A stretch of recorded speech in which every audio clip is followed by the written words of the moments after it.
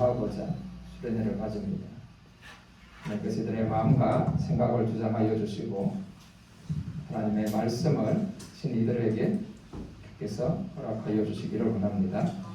귀한 예물을 또한 주님 구별하여 드렸사오니 그의 손길들을 기억하시고 그 손으로 하는 모든 일들 위에 하나님의 능하심이 함께 하시어서 선한 열매를 맺어가는 복된 자들이 되게 하옵소서. 예수님의 이름으로 기도 올려드렸습니다. 아멘. 우리 말씀 보겠습니다. 누가복음 5장 1절에서 6절 말씀입니다.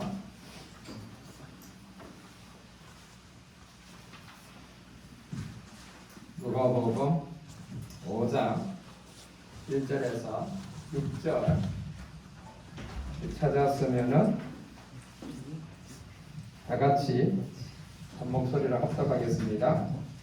무리가 몰려와서 하나님의 말씀을 들을 때 예수는 게네사렛 호숫가에 서서 호숫가에 배 두 척이 있는 것을 보시니 어부들은 배에서 나와서 그물을 씻는지라. 예수께서 한 배에 오르시니 그 배는 시몬의 배라. 육지에서 조금 떼기를 청하시고 앉아서 배에서 문을 가르치시더니 말씀을 마치시고 시몬에게 이르시되 깊은 데로 가서 그물을 내려 고기를 잡으라. 시몬이 대답하여 이르되 선생님, 우리들이 밤이 새도록 수고하였으되 잡은 것이 없지만 말씀에 의지하여 내가 그물을 내리리라 하고 그렇게 하니 고기를 잡은 것이 12마나 그물이 찢어지는지라. 아멘. 아멘. 목사님이 군대에 있을 때 시간이 좀 있어가지고 책을 좀 읽었어요. 그때 읽은 책들이 주로 이제 고전 소설이었는데 그 중에 감명 깊게 읽었던 책, 마음에 남아 있는 책 중에 하나가 다름이 아니고 의제 린저라고 하는 분이 지은 생의 한가운데라고 하는 책이었습니다. 그때 저는 책을 읽고 책이 참 사람의 마음을 따뜻하게 하고 정말로 책이 사람들로 하여금 이렇게 생각하게 하는 그런 힘이 있구나, 그걸 느끼게 해준 책이었어요. 그래서 그 이후에 책들을 읽으면서 그런 느낌들을 좀 많이 받았었는데, 여러분 책 하면 생각나는 게 뭐가 있어요? 여러분들은 감명 있게 읽은 책이 뭐가 있지요? 말은 많은데 말하기가 쑥스러울 거예요. 사람들이 이렇게 감명 있게 읽었다고 하는 그 많은 책들, 근데 그 중에 꼭 빠지지 않는 한 책이 있지요. 그게 뭔가 하니까 성경이라는 것이에요. 성경. 그런데 성경은 늘 베스트셀러 1위에 올라가고, 그리고 수많은 사람들에게 많은 영향력을 줬다라고 그렇게 이야기를 하는데, 근데 주변의 사람들의 이야기를 들어보면 내가 성경을 참 감명 있게 읽었다 라는 사람을 잘 만나보지를 못하겠어요. 성경을 이렇게 보면 어렵다, 재미없다, 마지못해서 의무감에 숙제로 읽는 사람들이 많단 말이에요. 그런데 그렇게 하더라도 성경을 읽어보지만 사실 성경은 정말로 많은 사람들의 생활, 또 나라의 어떤 정책을 바꾸는 정말로 위대한 힘을 가지고 있는 것이 성경책입니다. 많은 사람들을 변화시킨 신비로운 책이 성경책이에요. 여러분, 성경은 영어로 뭐라고 하지요? 바이블이라고 하죠. 바이블. 독일어로는 비벨이라고도 하고 프랑스어로는 비벌이라고도 한답니다. 이게 어디에서 왔는가 하니까 이들의 조상 언어라고 할 수 있는 라틴어에서 왔는데, 라틴어는 비블리아라고 하는 말입니다. 그리고 이 라틴어는 그리스어 비블로스라고 하는 단어에서 왔는데, 책들이라고 하는 그런 의미, 복수형을 가지고 있는 단어라고 합니다. 왜 헬라어에서는 책을 비블로스라고 했냐라고 했을 때 대체적으로 학자들은 그렇게 이야기해요. 여러분, 옛날에는 뭐가 없었어요? 종이가 없었잖아요. 책을 기록하는 데 있어서 종이가 필수적인데, 종이가 없다 보니까 종이를 대신하는 것들이 있었어요. 그게 무엇인가 하니까 갈대를 압축해가지고 풀로 붙여서 만든 파피루스라고 하는 것이 있었고요. 또 가죽, 양피 가죽을 아주 얇게 이렇게 만들어 가지고 그것을 종이로 대신해서 썼던 시절이 있었어요. 그런데 바로 이 갈대를 대신해서 썼던 이 파피루스에서부터 이 말이 바뀌어서 비블로서, 그래서 이것이 책, 그래서 그것이 흘러 영어로 바이블이라고 하게 되었다라고 이야기를 합니다. 우리말로는 여러분 성경을 뭐라고 부르지요? 우리말로는 성경을 뭐라고 불러요? 그걸 성경이라고 부르지요. 성경이라고도 하고 또 다르게는 성서라고도 하지요. 근데 이제 한국에는 이 성경과 성서에 약간의 정서적 차이가 있어가지고 성서는 왠지 좀 이렇게 낮은 그런 의미, 성경은 좀 더 높여 부르는 그런 분위기가 좀 있는 것 같아요. 그래서 어떤 분들은 성서라고 하지 말라고 하는 분도 있어요. 사실은 성서나 성경이나 사실 똑같은 의미가 되어집니다. 이거는 영어의 홀리 스크립처라고 하는 것을 번역해서 우리에게 주어진 이야기라고 할 수가 있을 것입니다. 그럼 여러분 유대인들은 성경을 뭐라고 부를까요? 유대인들은 성경을 바이블이라고 할까요? 아니면 그들도 거룩한 책 성경이라고 그렇게 부를까요? 유대인들은 성경을 뭐라고 부르는가 하니까 타나크라고 한답니다. 타나크라는 말이 무슨 말을 하니까 모세가 적은 5권의 책, 그걸 토라라고 하지요. 토라. 그리고 예언자들이 적은 예언서라고 해서 네비임이라고 하는 것이 있습니다. 그리고 거룩한 책들, 성문서라고 하여서 거룩한 책들을 모아놓은 것을 케투붐이라고 합니다. 이 세 글자의 앞머리를 따가지고 타나크라고 그렇게 유대인들은 성경을 그렇게 부릅니다. 그래서 유대인들은 성경을 타나크라고 한다라고 합니다. 그리고 이 유대인들이 가지고 있는 성경은 신약 성경이 있을까요? 유대인들은 신구약이 있다 없다? 우리 청년들 똑똑합니다. 오늘 청년의 수련이니까 약간 특방식으로 합니다. 유대인들에게는 신약이 없어요. 왜 신약이 없지요? 그렇죠. 예수님을 안 믿으니 그들에게는 신약이 없지요. 자, 그럼 유대인들은 뭐만 있을까요? 구약만 있겠지요. 그 유대인들이 가지고 있는 구약 성경은 우리가 가지고 있는 구약 성경과 같을까요? 다를까요? 같다 손 들어보세요. 아무튼 다르다 손 들어보세요. 미안하지만 같아요. 같은데 우리가 보고 있는 우리 구약 성경의 목록은 조금 달라요. 우리는 대체로 성경을 어떻게 구별하는가 하니까 모세오경, 그리고 역사서, 그 다음에 시가서, 성문서라고 하는 시가서가 있고, 그 다음에 선지자들이 적은 선지서라고 하는 책이 있어요. 이렇게 네 분류로 나누는데 유대인들은 몇 부류로 나눌까요? 그렇지, 앞에 이야기했잖아요. 세 부류로 나눈다고. 뭐라고요? 토라, 네비, 케투빔 해가지고 세 부류로 나눕니다. 그래서 모세오경, 그 다음에 예언서, 성문서 이렇게 세 개로 나누게 되어지는데 그 목록 순서도 배열도 우리하고는 조금 다릅니다. 그리고 유대인들은 우리가 가지고 있는 열왕기 상하, 역대 상하, 열왕기 상하 할 때에 그 상하를 나누지 않습니다. 그래서 유대인들의 성경 목록을 보게 되어지면은 제일 먼저는 토라라고 해서 모세가 지은 창세기부터 어디까지? 5개, 신명기까지. 그렇지요. 창세기부터 신명기까지 5개가 있고요. 그 다음에 네빔이라고 해서 예언서가 있는데 이 예언서에는 정기 예언서, 후기 예언서 해가지고 나누게 되어지는데요. 정기 예언서라고 해가지고 우리가 생각하는 이 역사서가 유대인들은 예언서예요. 정기 예언서라고 해서 여호수아, 사사기, 사무엘서, 상하가 아니고 사무엘서, 그리고 열왕기서, 그 다음에 이제 후기 예언서라고 해가지고 이렇게 이사야, 그 다음에 예레미야, 에스겔, 그리고 소선지서 12권이 있는데 이들을 유대인들은 한 권의 책으로 봅니다. 12권을 나누지 않고 한 권의 책으로 봅니다.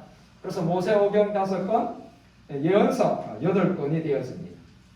그리고 거룩한 문서들이라고 해서 시편, 잠언, 욥기, 아가, 룻기, 예레미야, 애가, 그리고 전도서, 그리고는 에서더서와 에스더서, 그리고 다니엘서, 그리고 에스라와 느헤미야를 한 권으로 봅니다.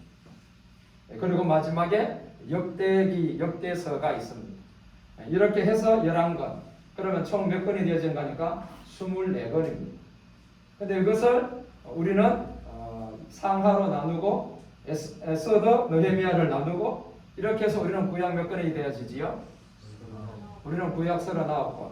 유대인들은 24권인데 그 내용은 다 동일합니다.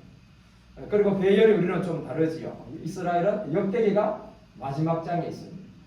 그래서 그들은 어떤 성전 회복에 대한 어떤 그런 소망, 그런 갈망을 가지고 성경을 마치게 되어지는 것을 보게 되어집니다. 그래서 다윗과 같은 위대한 지도자 왕이 나와서 예루살렘을 회복하고 거기에 성전을 짓고 그렇게 되어지기를 소망하고 꿈꾸는 그런 어떤 성경의 배열을 가지고 있습니다. 그래서 지금도 유대인들은 무엇을 하고 있지요? 메시아가 오기를 기다리고 있고 그 메시아가 오면은 저 예루살렘의 성전이 다시 회복되어지고 그런 꿈을 꾸고 있지 않습니까? 우리는 성경이 구약 성경이 마지막은 뭐지요? 말라기서. 말라기서에서는 이렇게 또 다른 엘리야가 올 것이라고 하는 그런 예언으로 끝이 나게 되죠. 메시아에 대한 어떤 소망, 그 소망은 같은데 따지고 들어가 보면은 약간의 내용이 다른 것을 보게 되었습니다. 여러분, 성경에 우리가 볼 때 오늘날 우리가 성경을 찾는 데에는 장절이 있어서 성경을 찾기가 쉬워요. 그래서 오늘 우리가 누가복음 5장을 이렇게 왔어요. 그러면 누구나 이렇게 다 볼 수 있어요. 여러분, 처음부터 성경을 지었을 때 장절이 있었을까요? 네, 처음부터 장절은 없었습니다. 자, 그러면 우리 초등학교 학생들한테 할 수 있는 질문. 성경은 총 몇 권이에요? 네, 우리는 신약까지 쳐서 66권이에요. 구약 39권, 신약. 그러면은 성경은 총 몇 장일까요? 그 목사님 안 시작해봤는데 당연히 안 시작해봤겠지요? 성경은 총 1189장이라고 합니다. 구약이 약 929장, 신약이 260장이라고 하지요. 저는 몇 절이 되어질까요? 그건 너무 모르겠지요. 31,173절이라고 합니다. 가장 긴 장은 뭐갈까요, 여러분? 성경에서 시편. 그렇지요. 시편 119편이 가장 긴 장입니다. 그러면 가장 짧은 장은요? 시편이지요. 몇 편? 119편이니까 117편이라고 합니다. 2만 빼면 되겠지요. 그러면 가장 긴 절은 어딜까요? 에스더 8장 9절이 가장 길답니다. 그럼 가장 짧은 절은요? 그보다 더 짧은 절이 요한복음 11장 35절입니다. 요한복음 11장 35절 한번 찾아서 읽어보세요. 짧은 절.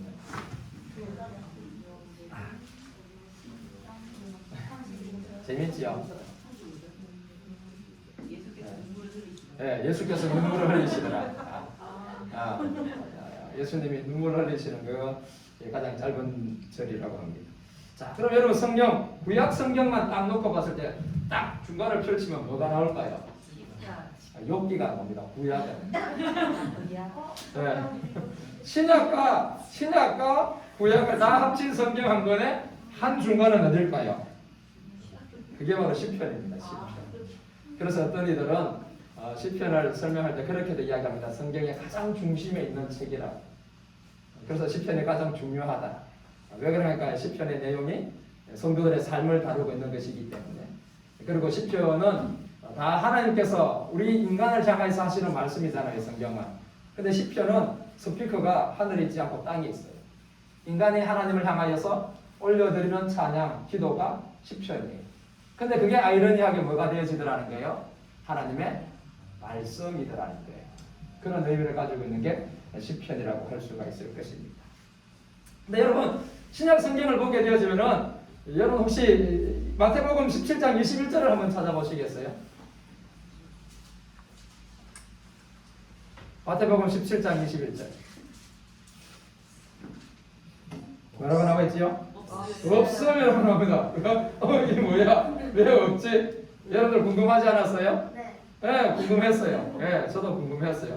저도 사실은 없지, 뭐 대략적으로는 알고 있었는데 이번에 좀 찾아보니까 이 없다라고 하는 것은 다름이 아니고 그 갈로 안에 없음이라고 되어져 있는데 거기 난해주 1번 적혀져 있지요. 안 적혀져 있어요? 스마트폰으로 보면 안 적혀져 있는 것 같아요. 그 난해번 1번을 보라고 하는 지시가 있는데 그 지시를 따라가서 보게 되어지면은 이런 게 일종의 각주가 있어요. 어떤 사본에 21절 해가지고 기도와 금식이 아니면 이런 유가 나가지 아니하느니라가 있음이라고 적혀져 있습니다. 그럼 이건 무슨 말을 하는 거예요? 어떤 사본? 성경은 뭐가 있다라는 거예요? 사본이 있다라는 거예요. 성경에 원본이 있어요, 없어요? 원본이 있지요, 있었지요. 그런데 그 원본이 존재해요, 존재하지 않아요? 네, 원본은 존재하지 않아요. 성경이 존재하는 건 뭐밖에 없어요? 사본밖에 없어요. 사본이란 말은 복사본이잖아요, 복사본. 그 복사본이 한 권이 아니란 말이에요. 복사본이 몇 권이지요? 많아요. 여러 복사본이 있는데 그 여러 복사본 중에서도 또 뭐가 차이가 나는가 하니까 시대적인 차이가 나는 게 있겠지요. 예? 옛날에, 그 다음 조금 더 옛날에, 조금 더 현대, 뭐 이렇게 시간적으로 달라지는 것이 있겠지요. 그러다 보니까 그 시간에 따라 가지고 과거에 더 고대 사본에는 없는 구절이 후대에 보니까 이렇게 있더라는 거예요. 그런데 우리가 보고 있는 이 성경의 장절이 11세기 이후에 사본들에게 이 장절이 매겨지기를 시작했는데 그 장절을 매기고 나서 보니까 고대 사본에는 그 상에 뭐가 들어가는 거예요? 오늘 읽은 이 마태복음 17장 21절과 같이 그 고대 사본에는 그 내용이 없는 거예요. 그래서 무엇을 했는가 하니까 이미 장절을 이렇게 성경에서 쓰기를 시작했으니 그 고대 사본에는 없는데 여러분 성경이 하나님의 말씀으로서 더 정확하게 더 권위 있게 언제나 우리가 그것을 찾는 작업을 하게 되어지지요. 그럼 여러분 뭐가 더 진본이고 뭐가 더 원본에 가까울까요? 옛날 거 아니면 최근 거? 옛날 거죠. 그렇죠. 아유 청년들 너무 똑똑해요. 옛날 거일수록 원본에 더 가깝고 그래서 더 권위가 있게 되어져요. 그러다 보니까 21세기 이후에 장절을 내고 났는데 고대 사본을 보니까 없어요. 그러니까 무엇을 하는가 하니까 고절은 남겨놓고 뭐 하더라는 거예요. 내용은 빼놓더라는 거예요. 그래서 뭐 한다고요? 없음이라고 하는 말이 들어가더라는 거예요. 이제 그 없는 게 왜 없는다라고 하는지 이유를 알겠지요? 네, 여러분들이 아주 훌륭하고 똑똑한 성경에 대해서 누가 물어보면은 그거는 말이야 고대 사본에 없고 좀 더 후대 사본에 있어서 그것을 비워놓은 거야 라고 이야기를 하면은 야, 이 전도사가 이래 이야기를 하겠지요. 네.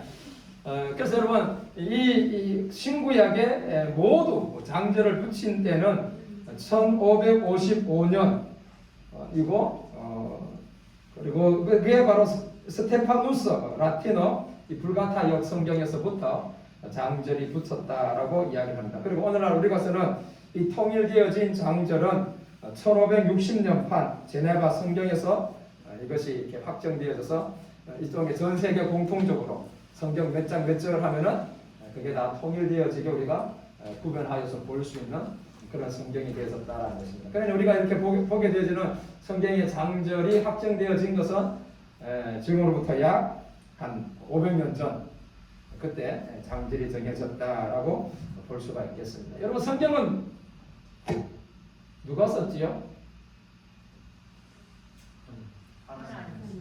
성경은 누가 썼어요? 하나님이 썼어요? 사람이 썼어요? 우리 유치원 선생님은 유치원 선생님처럼 대답을 해요. 하나님이 썼다고 합니다. 하나님이 썼어요. 그러니 하나님의 말씀이지요. 근데 하나님이 누구를 통하여 썼어요? 사람을 통하여 썼어요. 그래서면은 하나님이 쓴 것도 되어지지만 사람이 쓴 것도 되어질 수 있겠지요. 여러분 성경은 몇 년에 걸쳐서 썼을까요?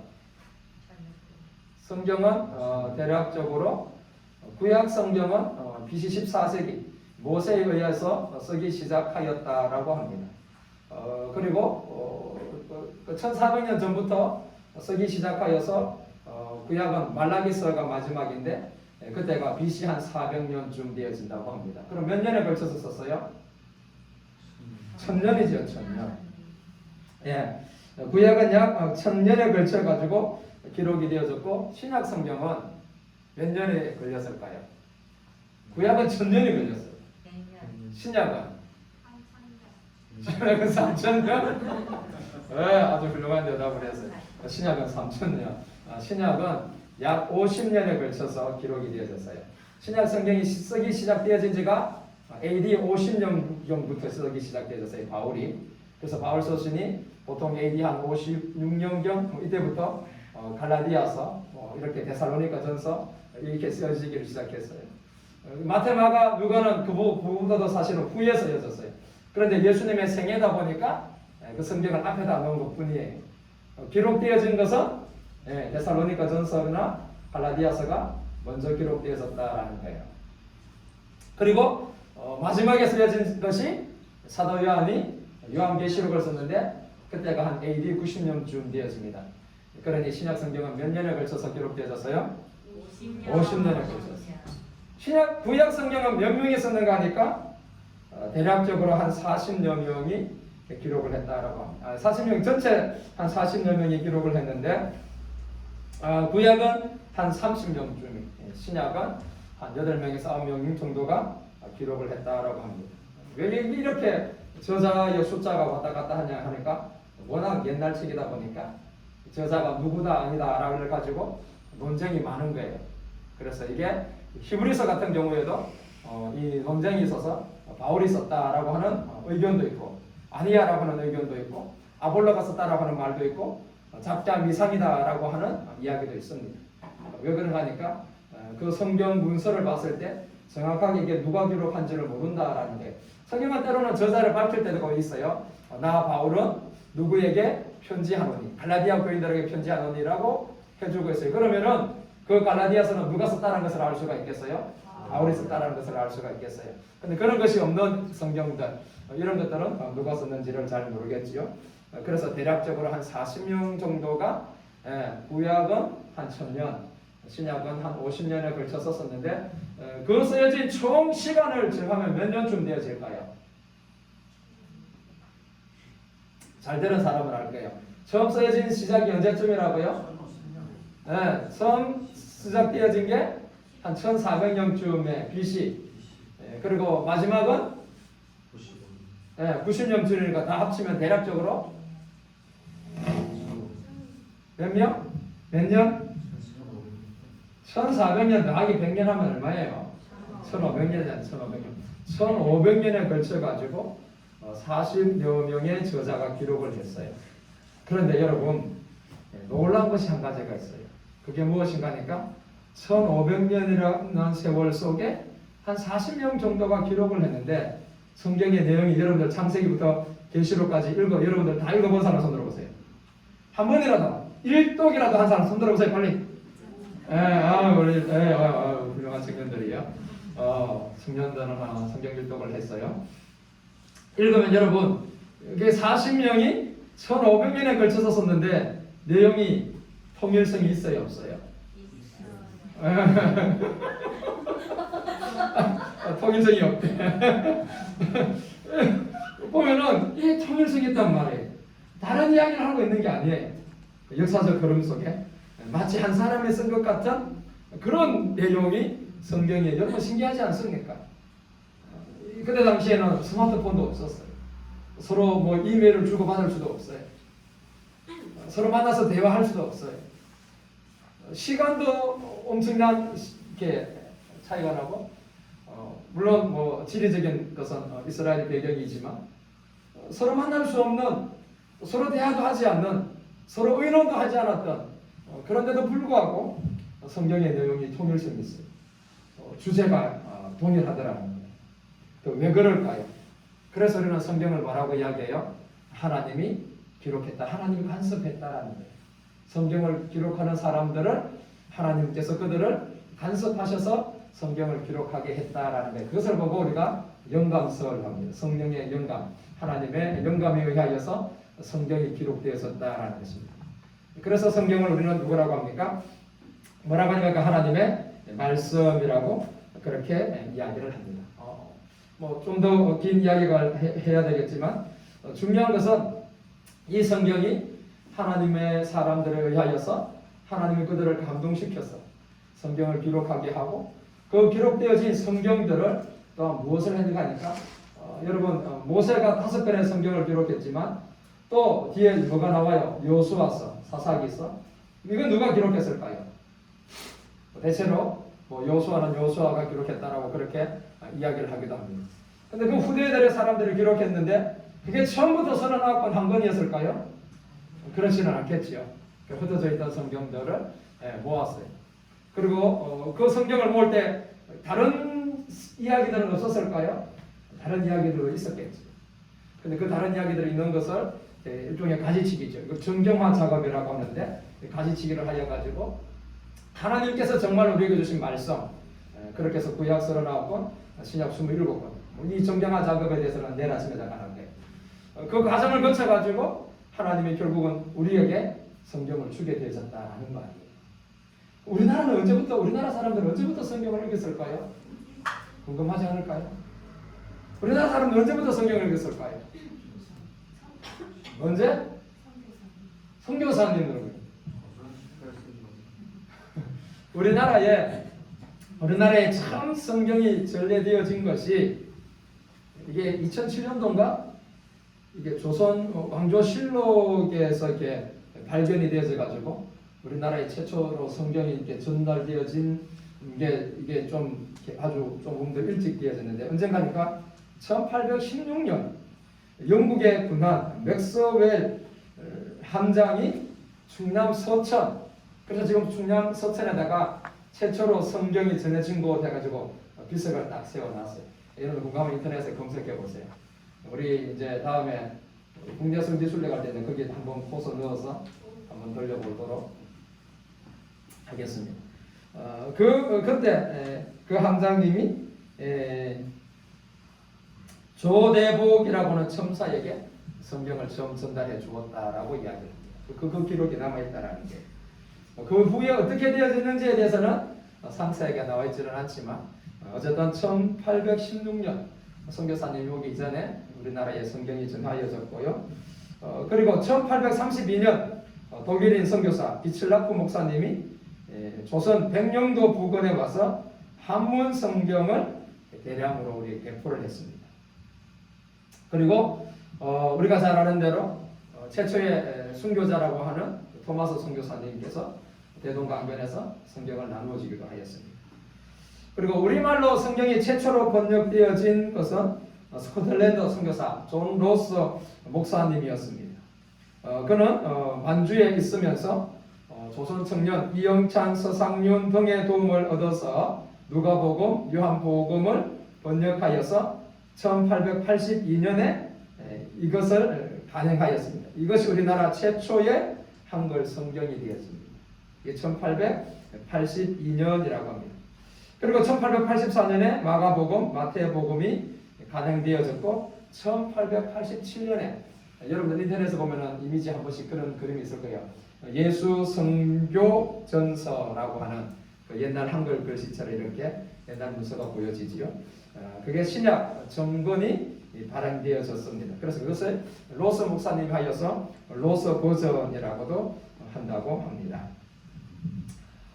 그리고 오늘날 우리가 읽고 있는 이 성경은 개역판 성경을 한 번 더 개정해서 개역 개정판이라고 이야기를 하지요. 이 개역판 성경은 사실 1938년에 개역판 성경이 나왔으며 해방 후에 새로 맞춤법에 따라 가지고 개역되어져서 1952년 개역 한글판이라고 하는 성경, 우리가 옛날에 보던 그 성경이었습니다. 그 성경을 다시 오늘날 우리에게 문법에 맞게 그리고 뭐 장애인들에 대한 비하 발언 이런 거 해가지고 그런 단어들을 좀 수정해가지고 우리가 보고 있는 개역 개정 성경, 그것이 오늘날 우리에게 주어져 있습니다. 성경은 수많은 사람들의 수고와 노고 속에서 오늘날 우리에게 전해졌어요. 그 과정에는 때로는 순교하는 사람들도 있었어요. 성경을 번역했다라고 하는 이유만으로 무덤에 있는 사람을 끄집어내가지고 다시 화형을 시키는 일들도 있었어요. 성경은 이렇게 많은 역사를 가지고 있는 책입니다. 때로는 그 성경을 막는 사람들도 있었고 또 그 성경을 통하여서 변화되어진 사람들도 있어요. 뭐 그 이야기는 지금 할 수가 없겠고요. 중요한 것은 이거예요. 하나님께서 우리 사람들을 향하여서 하나님의 그 뜻, 하나님의 마음을 전해주시고자 하나님께서 여러 사람들을 통하여서 뭐 하신 것을 볼 수 있는 거니까 부단히 애를 쓰셨다라는 것을 보게 되었습니다. 하나님의 열심이라고 하는 성경 구절이 나와요. 하나님의 열심 가운데 하나가 무엇인가 하니까 저와 여러분들에게 여러분들이 가지고 있는 그 성경 한 권을 들려주기 위하여서 하나님께서 수많은 노력, 열심을 내셨다라는 거예요. 그리고 그 일에 부름받았던 하나님의 사람들은 때로는 고통 속, 또 때로는 순교를 하면서, 때로는 위협 속에서 그 하나님의 말씀을 기록하기도 하고, 그 하나님의 말씀을 모으기도 하고, 또 그 하나님의 말씀을 전해 주었다라는 거예요. 그리고 하나님께서는 그런 그들을 향하여서 무엇을 하게 하셨는가 하니까 왜 하나님은 성경을 그렇게 많은 사람들의 수고를 통해서 우리의 손에 들려지게 했냐라는 거예요. 이유가 뭘까요? 폼으로 들고 다니며 가슴에 탁 끼고 거룩하면서 금장으로 되어진 성경, 가죽으로 되어진 성경, 자크가 달려있는 성경, 디자인이 예쁜 성경, 그래서 그것을 가지고 있으라고 하나님 우리에게 성경을 전해주도록 그렇게 열심을 내셨을까요? 아니라는 거예요. 뭐 하라고요? 읽으라고요. 그래서 여러분 여호수아 1장 7절에 보면은 처음 하나님께서 모세를 통하여서 모세오경을 기록하여서 이스라엘 백성들에게 그 성경을 주고 난 다음에 하나님이 하시는 말씀이에요. 여호수아예요. 이제 하나님의 음성을 직접 들었던 그 모세는 죽었어요. 그리고 그 모세는 죽으면서 무엇을 남겼는가 하니까 모세오경이라고 하는 성경책이 5권을 남겼어요. 그리고는 그 5권에 대하여서 이제 하나님은 여호수아에게 이렇게 이야기를 하는 거예요. 여호수아 1장 7절에 오직 강하고 극히 담대하여 나의 종 모세가 내게 명령한 그 율법을 다 지켜 행하고 우로나 저로나 치우치지 말라. 그리하면 어디로 가든지 형통하리니. 8절에 이렇게 합니다. 이 율법책을 내 입에서 떠나지 말게 하여 주야로 그것을 묵상하여 그 안에 기록된 대로 다 지켜 행하라. 그리하면 내 길이 평탄하게 될 것이며 내가 형통하리라. 하나님께서 말씀을 주시고 난 다음 성경책을 주고 난 다음 하나님이 하시는 말씀이 뭐예요? 그 성경을 옆에 두고 그거를 부지런히 주야로 묵상을 하고 읽고 그 말씀을 따라서 살아라고 이야기하더라고요. 그러면 내가 어디로 가든지 내 길이 형통할 것이다 라는 것입니다. 하나님이 우리에게 성경을 주신 이유는 성경을 읽으라는 거예요. 근데 성경을 읽는데 어떻게 읽으라고요? 그것을 읽어서 하나님의 뜻을 알고 그렇게 살라라는 거예요. 그럼 바꿔 이야기하면 이런 말이 되어집니다. 우리가 인생을 어떻게 살까? 내가 삶을 어떻게 살까? 많은 고민이 되었을 때가 있어요. 근데 하나님은 우리에게 무엇을 하셨다라는 거예요? 이렇게 살아 라고 일종의 인생의 교과서처럼 하나님께서 우리에게 말씀을 주셨다라는 거예요. 저는 개인적으로 우리 교회가 옛날에 100일 성경 통독을 할 때 그 100일 성경 통독을 하면서 성경을 100일 만에 한 권을 다 읽으니까 이게 뭐 깊이 읽는 건 아니에요. 그렇지만 이게 전체 흐름을 이렇게 볼 수 있는 뭐 그렇게 성경에 읽는 부분도 있어요. 우리가 정독을 할 수도 있고 또 빠르게 읽을 수도 있고 그래요. 근데 그렇게 읽으면서 그때 하나님이 막연히 그냥 우리는 율법 하면 뭔가 좀 딱딱하고 뭔가 뭐 또 신약에서 은혜의 시대에는 뭐 율법은 좀 뭐라고 해야 됩니까?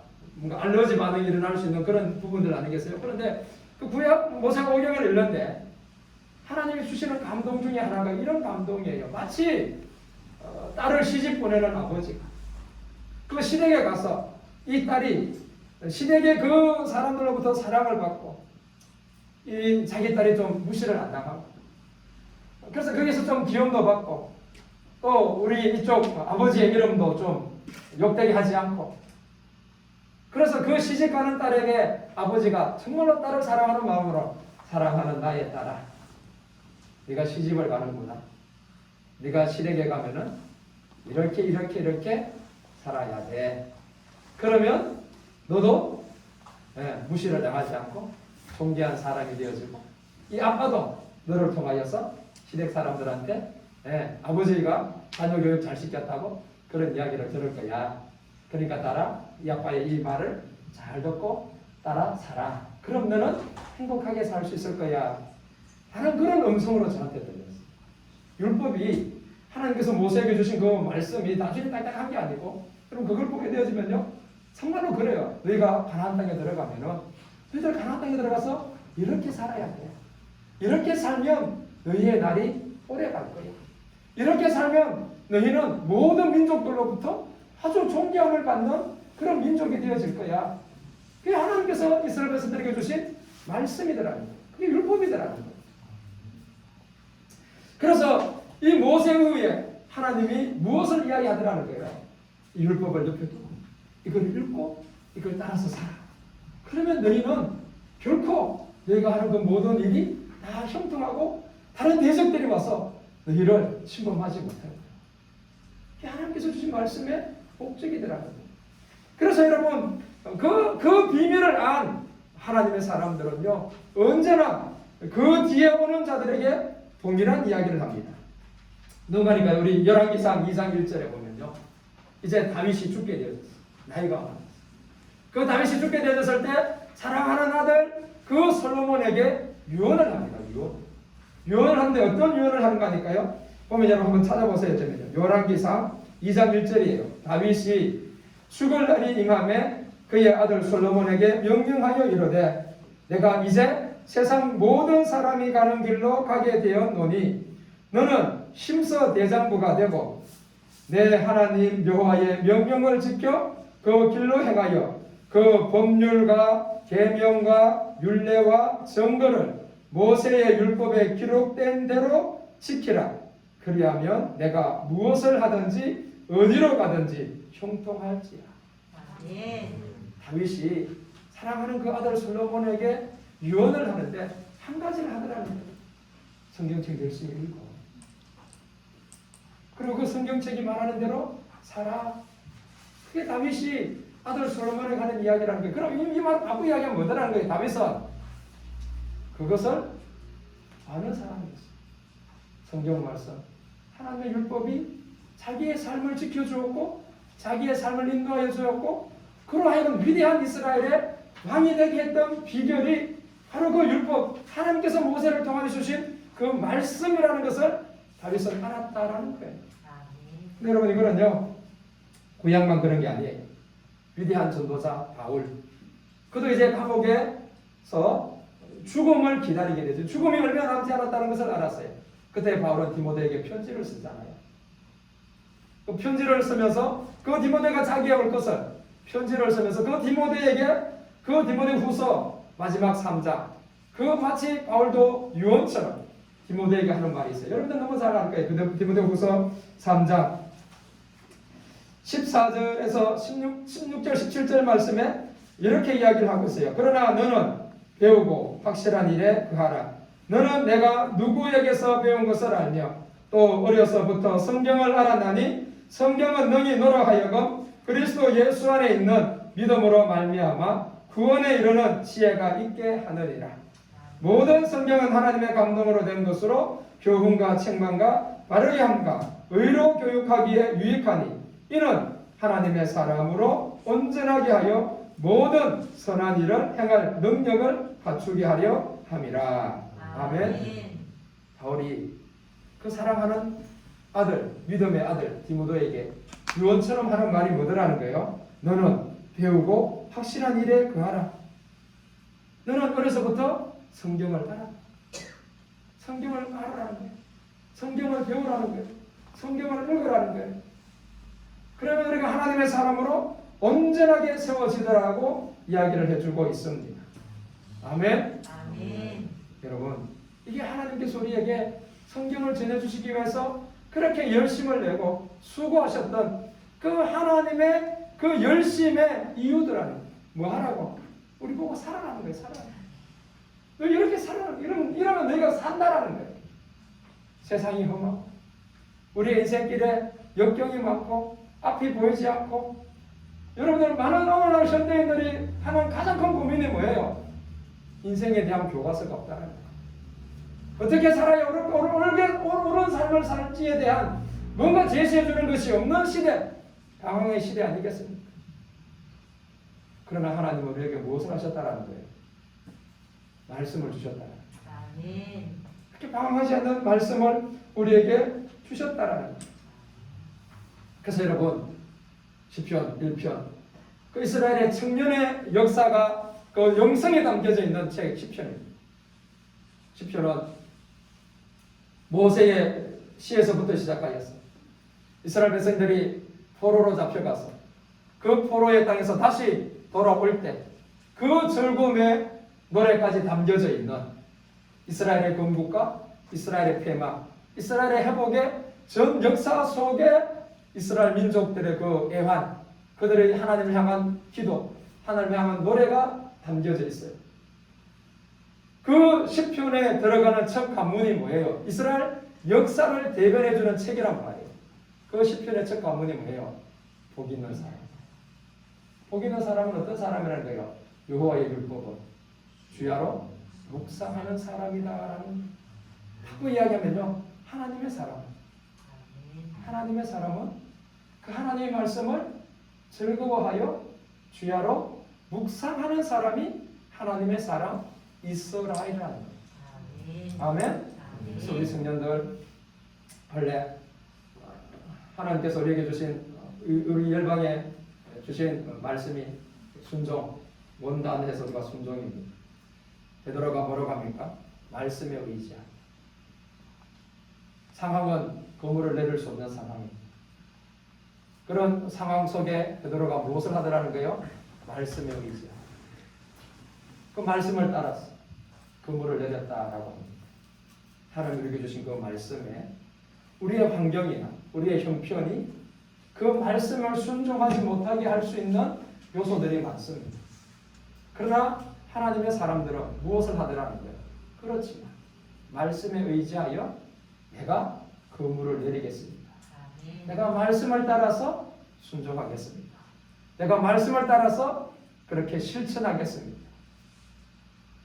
그 말씀을 지켜 행하라고 말씀하신 대로 그 말씀대로 살아가는 것. 여러분들 한 해 동안 정말로 말씀과 실험하시기를 바랍니다. 답이 보이지 않을 때 여러분 성경을 보세요. 성경이 답이 툭툭 튀어나오는 게 아니에요. 그런데 여러분 그렇게 할 때 시간이 지나고 나면 말씀이 나를 붙잡아주고 말씀이 응답을 해주고 말씀이 인도해가는 것을 여러분들 보게 되어집니다. 어떻게 목사님 그렇게 해요? 여러분 처음부터 되는 건 아니에요. 저도 그게 무슨 말인지 몰랐어요. 그런데 그렇게 말씀과 실험하고 기도하고 할 때에 하나님이 말씀을 주시더라는 거예요.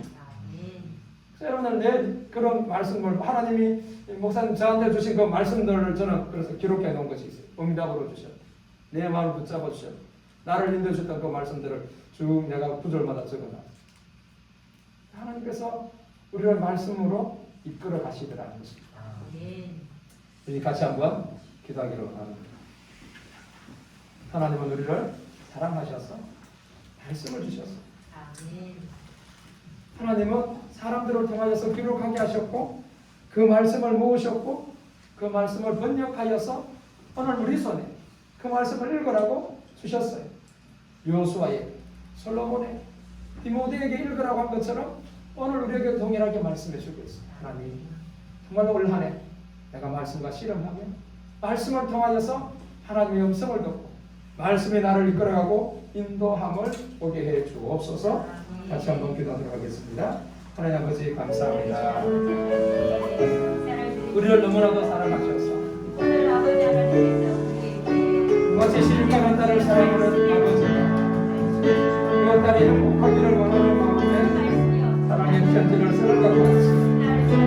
우리를 사랑하시는 아버지 하나님께서 세상이라고 하는 이 변에 우리를 보내시고 이곳에서 어떻게 살아야 할지 하나님께서 그 인생에 답을 주시고자 그 인생에 하나님의 뜻을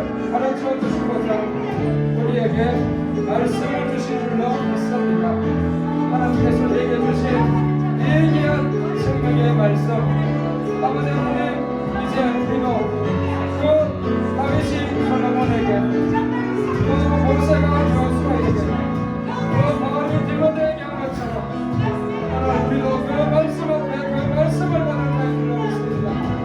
우리에게 이번 한해 우리 사랑하는 주의 청년들이 말씀과 실험하는, 그 말씀에 순종하는, 그 말씀 알기를, 그 말씀 읽기를, 그 말씀에 무릎 꿇기를 하나님 그날 이 신성은 그런 한 해가 되기를 원하며, 이것을 통하여서 하나님의 영성을 돕고 말씀이 이끌어가는, 말씀이 인도해가는 삶을 경험하는 자가 되게 하옵소서. 주님을 찬양합니다. 아버지 하나님, 오늘 주의 거룩한 영을 우리들에게 부어주시어서 진리의 말씀, 손이 뿔고 내 하나님의 말씀을 사모하는 자, 믿는 자, 아버지 하나님의 백성이게 하옵소서.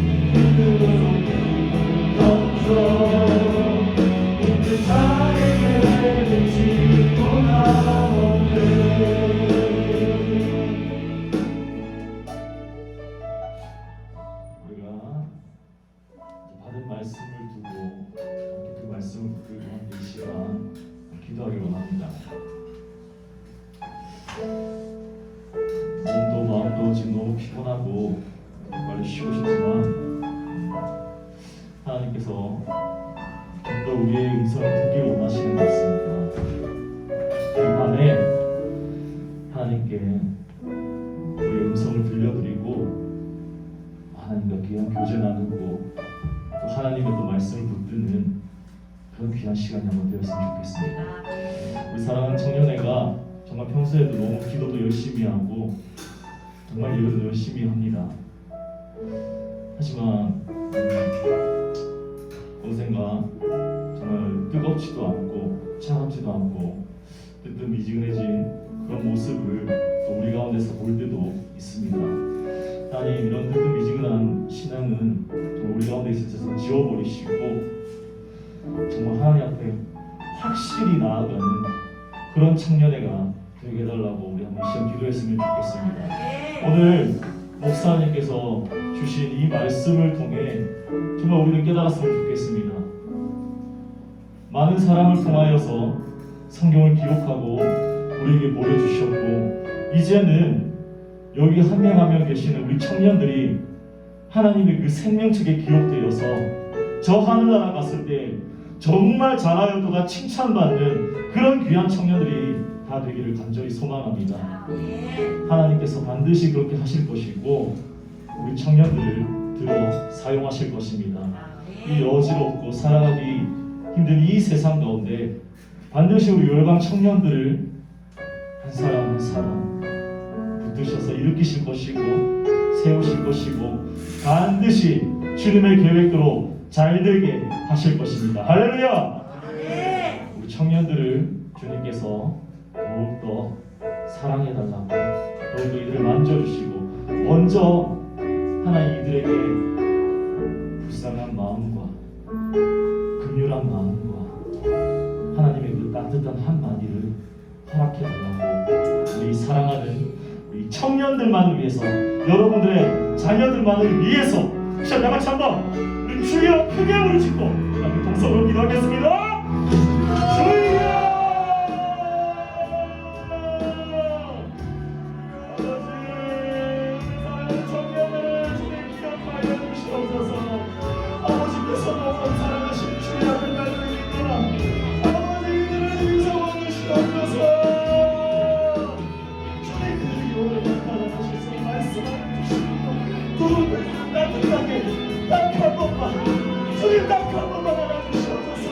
이들을 딱 한 번만 사랑하다 내 딸아, 사랑하다 내 아들아, 정말 잘하여 보라고 딱 한 번만 이들의 마음을 어루만져 주시옵소서. 내가 너를 너무나 사랑한다. 내가 너를 늘 기억하고 있단다. 내가 너를 늘 생각하고 있단다. 딱 한 번만 이들을 찾아가셔서 말씀하여 주시옵소서. 아버지, 이들이 이제는 이 21세기의 작은 예수들이 되어서 하나님의 성령책을 기록하는 그 이상의 인물들이 되어 주의 생명책에 기록되는 자들을 위하여 주시옵소서. 주여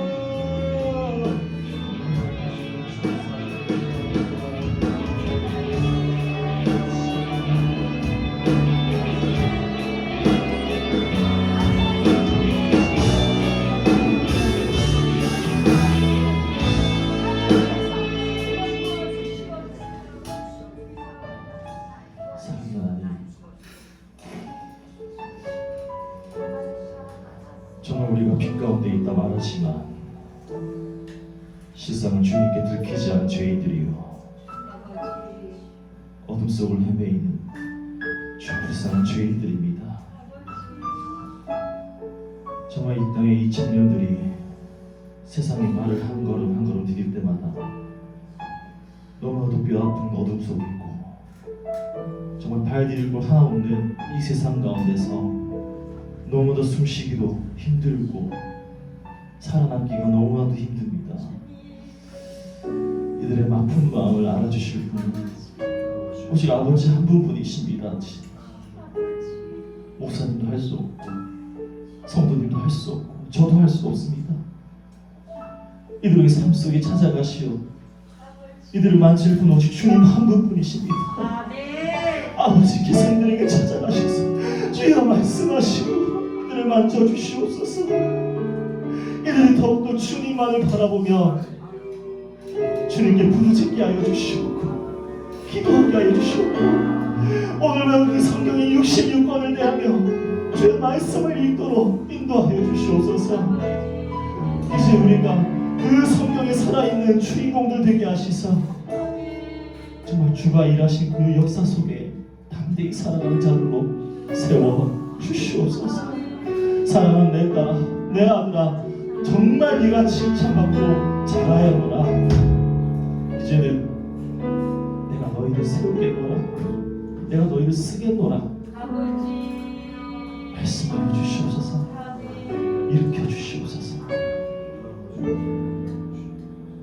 살아계신 주 예수 그리스도의 기도드렸습니다.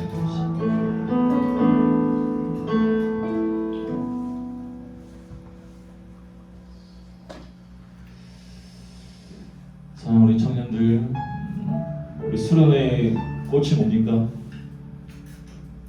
뭐예요? 수련회 꽂힌 순서가 뭐죠, 여러분? 기도 맞습니까? 마피아 게임 아니에요? 뒤에 이제 치킨 먹고 피자 시켜 먹고 물론 주님 안에 우리 교제도 중요하고 노는 것도 참 중요합니다. 진짜 다 모든 순서 하나가 하나님께서 우리에게 허락해 주신 꽂힌 순서이죠. 네. 저도 청년회 때 또 중고등학교 때 참 기도의 시간만 되면 그냥 고개 푹 숙이고 자고 싶고 빨리 이 시간이 언제 끝나나 그 초만 1초, 2초, 3초 세고 그렇게 시간을 보냈던 게 기억이 나네요. 우리 그런 청년들도 뭐 더러 몇 명 계실 것이고 그렇지 않은 청년도 많이 있을 것인데 이제는 좀 중고등부가 아닌 우리 다 성인들이지 않습니까? 그렇죠? 여러분 중고등부 제가 기도에 인도하는 거 보셔서 아시겠지만 때려 잡아가면서 정말 이렇게 하고 강제로 이 강대상 앞에 무릎 꿇지 않고 저 십자가 보면서 2시간씩 3시간씩 기도시킨 거 그럼 작년에 다 보셨죠? 이제 여러분들은 그렇게 뭐 강제 신앙을 제가 끌어갈 라인은 아니라고 생각돼요. 정말 단 1분을 기도해도 하나님 앞에 한번 진짜 간절히 부르짖고 그러고 이 자리를 뜨셨으면 좋겠습니다. 뭐 생각 같으면 여러분을 위해서 여기서 1시간이고 2시간이고 기도해 주고 싶습니다. 그렇게 하시고 싶으면 그렇게 하셔도 돼요. 뭐 이후의 순서가 꼭 중요한 건 아니니까. 언제 우리가 그렇게 한번 해보겠어요? 숨막 헛헛거리며 쉬는 소리 날 때까지 한번 죽을 때까지 기도해보고 또 그렇게 나중에 천국 가야 하나님께서 아 네가 내가 그렇게 부르짖었었지 하면서 한번 칭찬해 주실 거 아닙니까? 오늘이 그날이 되셨으면 좋겠습니다. 할렐루야. 할렐루야. 네. 우리 청년들 다 같이 한번 일어나 봅시다. 의자 뭐 1열, 2열에 있는 거 뒤로 좀 밀치고 청년들 앞으로 다 나오세요. 다 앞으로 나오시고 저 오늘 뭐 이렇게 체력이 안 좋아서 기도에 오래 할 힘도 없습니다. 지금도 쓰러질 것 같은데 정말 정신력으로 서 있는 겁니다. 여러분들이 저에게 좀 힘 좀 배워주시고 저랑 앞에 찬양팀이랑 우리 성도님들께서 뒤에 서포트해 주시고 기도받고 그다음에 둥글게 서세요. 그냥 저 보지 마시고 똘똘똘 뭉치세요. 나중에 또 목사님 나오셔서 여러분들이 한 분 한 분에서 기도해 주실 거니까 우리 청년들이 한 열 몇 명 정도 되는데 또 직장으로 또 여러 가지 설날 개인적인 사정으로 또 못 나온 친구들도 많이 지금 있습니다. 그 친구들까지도 이 시간 한번 다 기도해 주셨으면 좋겠습니다. 성경에 이런 말씀이 있죠. 내가 빛 가운데 있노라 말하면서 형제를 미워한 자는 어둠 가운데 있는 자다. 여러분, 정말 우리끼리는 그렇게 가식 부리지 맙시다. 거칠해하듯이 형식적으로 하지 말고, 뭐 상황도 별로 뭐 되지 않는데 정말 이 안에서만이라도 솔직해집시다. 정말 가족처럼. 우리 가족 아닙니까 진짜로? 내가 여기 한 3년 반 됐지만 전 진짜 여러분 정말 가족처럼 생각하고 여기까지 끌고 왔습니다. 진짜 우리는 주님 안에 한 가족이니까 빛 가운데서도 너희들을 사랑하고 비록 어둠으로 내몰렸어도 그곳에서도 손잡고 같이 일어설 수 있는 우리 청년들이 되었으면 좋겠습니다. 할렐루야, 할렐루야, 할렐루야. 좀 더 가까이 모십시다. 더 밀집해서. 네. 틈이 안 보일 정도로 우리 목사님 나중에 한번 나오셔서 기도해 주시고 안수해 주셨으면 좋겠습니다. 이 시간 다 같이 한번 우리 형제들을 위해서, 자매들을 위해서 한번 기도해 주십니다. 특별히 나오지 못하고 있는 우리 청년들을 위해서 특별히 더 기도해 주시고, 더 뜨겁게 내가 주님을 사랑하겠노라. 주님 안에 이 청년들을, 이 사랑하는 동생, 누나, 형 모두를 내가 아끼고 섬기고 사랑하겠노라고 다짐하며 나아가는 그런 귀한 기도 시간 되었으면 좋겠습니다. 이 시간 다 같이 한번 주여 부르짖고 동서로 기도하며 나가겠습니다. 주여,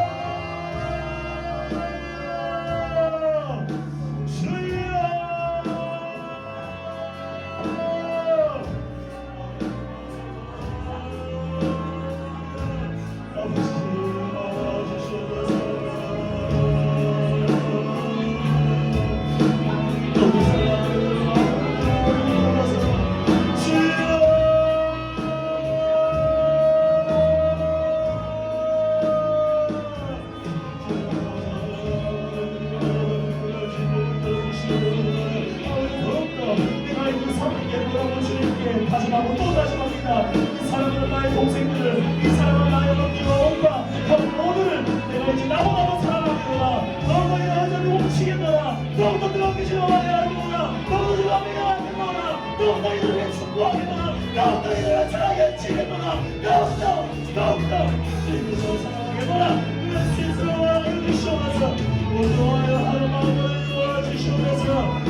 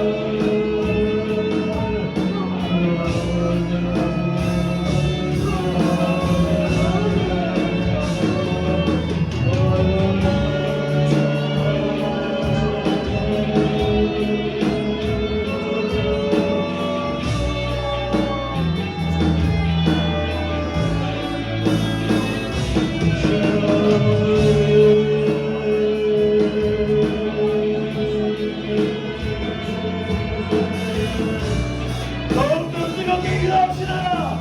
더욱더 주님의 문을 열시다. 더욱더 주님의 사랑 나아가시다. 나 한 번만 주님 원하게 하시라고 주님 더욱더 원한다고 우리 나 한 번만 기도합시다. 딱 1분만 더욱더 주님을 사랑하려고 더욱더 알기 원한다고 더욱더 한 번만 더 기도합시다. 더욱더 주님 한 번만 더 기도합시다. 주님 감사합니다. 우리 손님이 원한다고 기도합시다. 한 번만 더 마지막 소리를 내려 더욱더 나에게 이렇게 나타나요. 나의 모든 분이요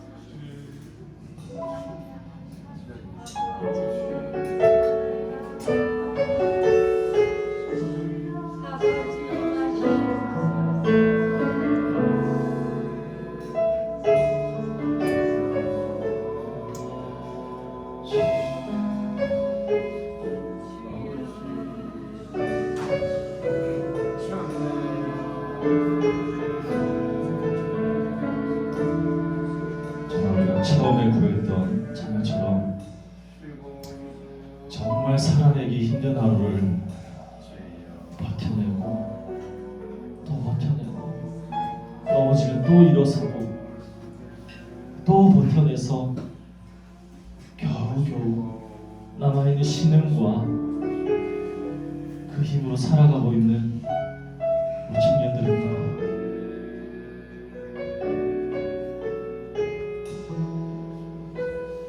대학교에서, 직장에서, 가정에서 가는 곳마다 이리저리 치이면서 넌 이제 다 컸잖니, 넌 이제 성인이잖니, 이제 너희가 해야지, 이제 20대쯤 됐으면 알아서 해야 되는 거 아니야?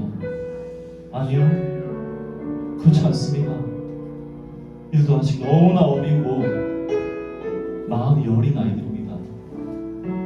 정말 주님 보시기에 한없이 나약하고 너무나도 가렵고 불쌍하고 그런 아이들입니다. 어쩌면 우리 어른들을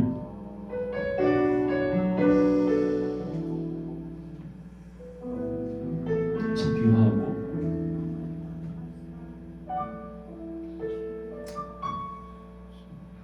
함께 할 수 없는 그런 극을 부을 수밖에 없는 이유들이 작은 말 속에서 오갔던 게 아닌가 싶습니다. 이 사랑하는 청년들을 보시면 진짜 말 한마디라도 너무 당연하다듯이 말씀하지 마시고 이렇게 함께 할 수 있겠니? 우리 함께 하나님 나라에서 같이 하겠니? 이렇게 하는 게 어떨까? 라며 이야기하며 다가가는 우리 어른들 또 부모님들이 되었으면 좋겠습니다. 세상에서 민증을 갖고 성인이 되었다고 해서 이들이 다 할 수 있는 게 아니고 상처받지 않는 것이 아닙니다. 자, 밖에만 나가도 이리저리 찢겨지고 밟히는데 가정에서, 교회에서 그런 상처가 생기면 너무나 마음이 아플 것 같습니다. 이 시간 우리 청년들 무릎 꿇고 한번 앉으시고 우리 어머님들, 부모님들 한번 나오셔서 한번 2명, 3명씩 꼭 깨어나시면서 한번 마지막으로 기도하고 마쳤으면 좋겠습니다. 자, 나같이 한번 이 자리에 한번 무릎 꿇고 또는 뭐 무릎이 좀 불편하신 분은 아빠 다리에서 앉으시고 우리 부모님들, 우리 권사님들 뭐 자기 자녀가 없어도 자녀 같은 마음으로 한번 아끼는 마음으로 꼭 안아주시면서 내가 이제 너를 더 사랑하겠노라, 너의 마음을 더 헤아지 못했다 위로하는 마음으로 우리 마지막으로 한번 기도해 주시고 마치도록 하겠습니다. 자, 나가자 한번 마지막으로 주여 한번 부르시고 동성으로 기도하며 나가겠습니다.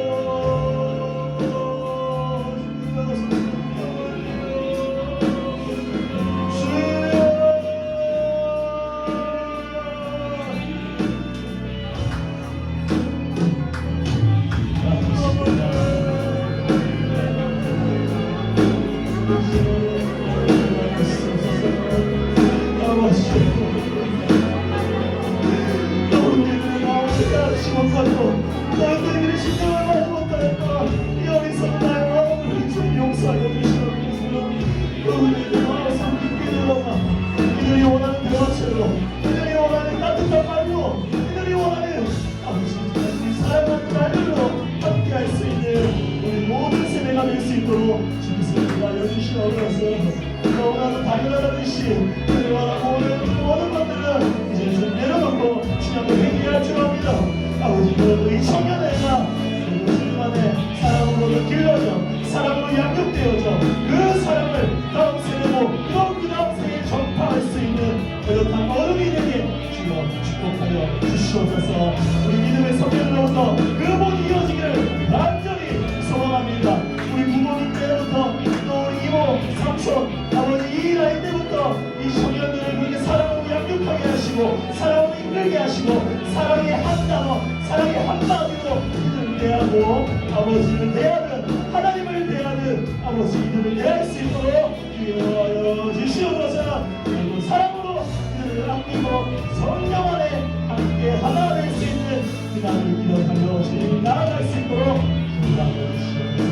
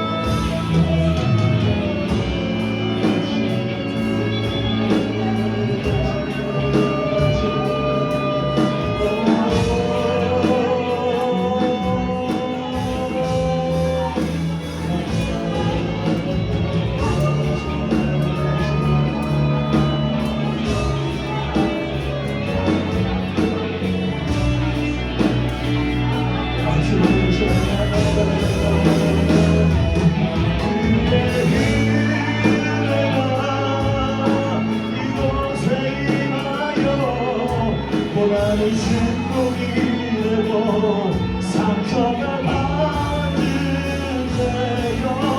영원하신 사랑 신뢰하게 하소서 하늘을 살아가기 주소서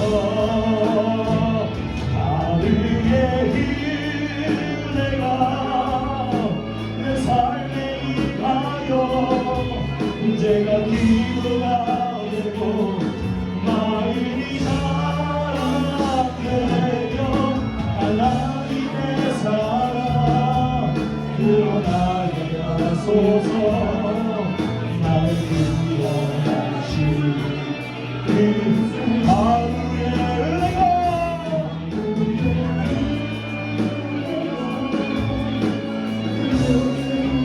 고난이 축복되게 하여 주시옵소서 나의 상처가 반전되게 하여 주시옵소서 그 영원하신 사랑만저리 쫓아갑니다 그 영원한 예수 그리스도만 쫓아갑니다 주여 우리의 은혜를 하여 주시옵소서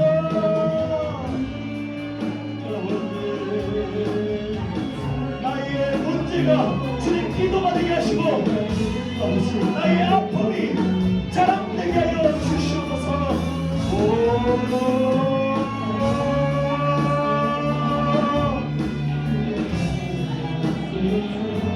나를 원하신 주님의 사랑만을 이 시간 기도하여 나아갑니다 주시옵소서 주님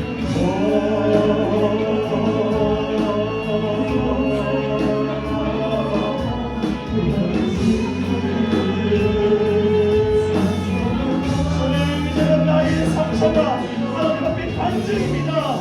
주님 나의 상처가 이제는 주님 앞에 간증입니다. 할렐루야.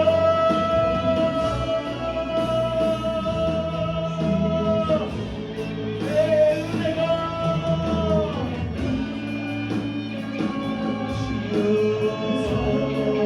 나의 모든 문제가 나의 축복입니다. 주님 나의 모든 문제가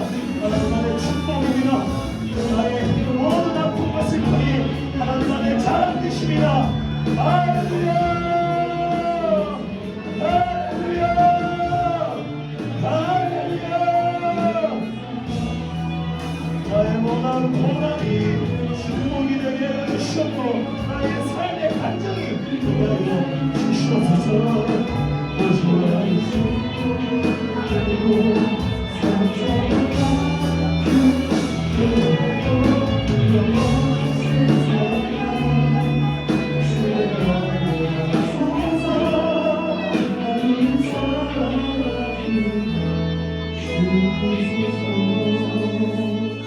하루의 은혜가 내 삶에 임하여 문제가 기도가 되고 아픔이 사랑되어 하나님의 사랑 드러나게 하소서. 나를 구원하시는 그 사랑 하루의 은혜가 이곳에 임하여 고난이 축복이 되고 상처가 간증되어 영원하신 사랑 신뢰하게 하소서. 하늘을 살아갈 힘 주소서. 하루의 은혜가 내 삶에 임하여 문제가 기도가 되고 아픔이 사랑되어 하나님의 사랑 드러나게 하소서. 나를 구원하신 그 사랑 하루의 은혜가 이곳에 임하여 고난이 축복이 되고 상처가 간증되어 영원하신 사랑 신뢰하게 하소서.